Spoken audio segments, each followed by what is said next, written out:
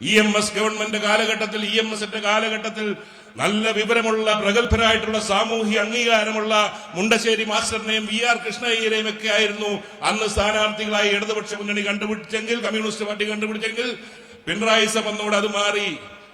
4 കാശിന്റെ വിവരമില്ലെങ്കിലും 4 ചാക്ക് പണം വീട്ടിലുണ്ടെങ്കിൽ അവരൊക്കെ ഇവരുടെ സ്ഥാനാർത്ഥികളായി മാറുന്ന കാഴ്ച നമ്മൾ കണ്ടു. അത് മാറി ഇപ്പോൾ പോരാട്ടത്തിലേക്ക് വന്നിരിക്കുകയാണ്, രാഷ്ട്രീയ പോരാട്ടത്തിലേക്ക് വരുന്നു. ഇവിടെ സ്വരാജിനെ സംബന്ധിച്ചിടത്തോളം ചെറുപ്പക്കാരൻ, വായനയുണ്ട്, പാണ്ഡിത്യമുണ്ട്, എല്ലാം ഉണ്ട്. പക്ഷെ ഗുരുത്വമില്ല എന്ന് പറയാതിരിക്കാൻ നിവൃത്തിയില്ല. കാരണം അദ്ദേഹം ഈ തെരഞ്ഞെടുപ്പിനെ നേരിടുന്ന ഈ ഘട്ടം എപ്പോഴാണ്? VS അച്യുതാനന്ദൻ എന്ന വ്യക്തി ഇന്നും ജീവനോട് തിരുവനന്തപുരത്തിരിക്കുമ്പോഴാണ് ക്യാപിറ്റൽ പണിഷ്മെന്റ് കൽപ്പിച്ച സ്വരാജിന് ഇവിടെ വന്ന് മത്സരിക്കേണ്ടി വരുന്ന അവസ്ഥ. മറ്റാരേക്കാൾ നിലമ്പൂരിന്റെ വികാരം അദ്ദേഹത്തിന് അറിയാം. അതുകൊണ്ട് അദ്ദേഹം എന്താണ്, ഇവരാലോചിച്ചപ്പോൾ കെഞ്ചി പറഞ്ഞു, എന്നെ അങ്ങോട്ട് വിടല്ലേ വിടല്ലേ, ഞാൻ പോകത്തില്ല എന്ന് പറഞ്ഞു. നേരത്തെ പരസ്യമായിട്ട് പറഞ്ഞു. അതിനുശേഷം ഇതിന്റെ ആലോചന നടന്ന സെക്രട്ടേറിയറ്റിൽ പറഞ്ഞുവെന്നാണ് നമ്മൾ മനസ്സിലാക്കുന്നത്. അദ്ദേഹം വീണ്ടും പറഞ്ഞു, അങ്ങനെയാണെങ്കിൽ നിങ്ങൾ DYFIയുടെ സംസ്ഥാന സെക്രട്ടറി വസീഫിനെ നിർത്തുക, എന്നെ എന്തിനാ നിർത്തുന്നത് എന്ന് വരെ ചോദിച്ചു. പക്ഷെ അവിടുത്തെ വിധികർത്താവായി നിൽക്കുന്ന വ്യക്തി തീരുമാനം നൽകി. എന്താ കാര്യം? ഇപ്പൊ കേരള ഭരണം കുറെ നാളായിട്ട് നമ്മൾ വീക്ഷിക്കുമ്പോൾ നമ്മൾ കാണുന്നത് എന്താണ്?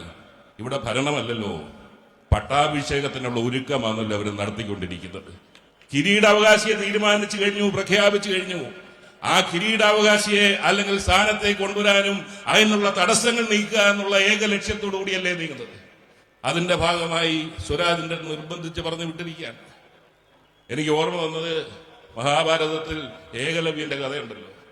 ദ്രോണാചാര്യർ നോക്കിയപ്പോൾ അർജുനേക്കാൾ മിടുക്കനായി താഴ്ന്ന ജാതിക്കാരനായി ഏകലവ്യൻ വരുമെന്ന് കണ്ടതുകൊണ്ട് ഏകലവ്യന്റെ വിരൽ ദാനമായി ചോദിച്ചത്, ഗുരുദക്ഷിണയായി ചോദിച്ചിട്ടുണ്ടെങ്കിൽ ഇവിടുത്തെ തലപ്പത്ത്, ഇവിടുത്തെ ദ്രോണാചാര്യനെ സംബന്ധിച്ചിടത്തോളം ആ വിരൽ മുറിച്ചു മാറ്റിക്കൊണ്ട് ആ എതിരാളിയുടെ, എന്റെ മരുമകന് നാളെ എതിരായി വരാൻ സാധ്യതയുള്ള ഒരാളിനെ നിലമ്പൂരോടുകൂടി അവസാനിപ്പിക്കുക എന്ന ലക്ഷ്യത്തോടുകൂടി തന്നെയാണ് ഇങ്ങോട്ട് വിട്ടിരിക്കുന്നത്. ഞാൻ ദീർഘമായി ഒന്നിലേക്ക് കടക്കുന്നില്ല. ഈ രാഷ്ട്രീയ പോരാട്ടം നമുക്ക് വിജയിച്ചേ മതിയാവും. കേരളത്തെ രക്ഷിക്കണമെന്ന് ആഗ്രഹിക്കുന്നവരെല്ലാവരും തന്നെ ഒരുമിച്ച് ചേർന്ന് നിന്നുകൊണ്ടുള്ള ഈ പോരാട്ടം ഇവിടെ കുഞ്ഞാലിക്കുട്ടി സാഹിബ് പോലെ എല്ലാവരും സൂചിപ്പിച്ചതുപോലെ കേരളത്തെ രക്ഷിക്കാൻ UDF ഉള്ളൂ. നമ്മളെ സംബന്ധിച്ചിടത്തോളം എല്ലാവരും, പിണറായി വിജയന്റെ പിണറായിസത്തെ എതിർക്കുന്ന എല്ലാവരും നമ്മുടെ കൂടെ വരണം. നമ്മൾ ഈ പോരാട്ടത്തിൽ ഉണ്ടാകണമെന്ന് നമുക്ക് ആഗ്രഹമുണ്ട്.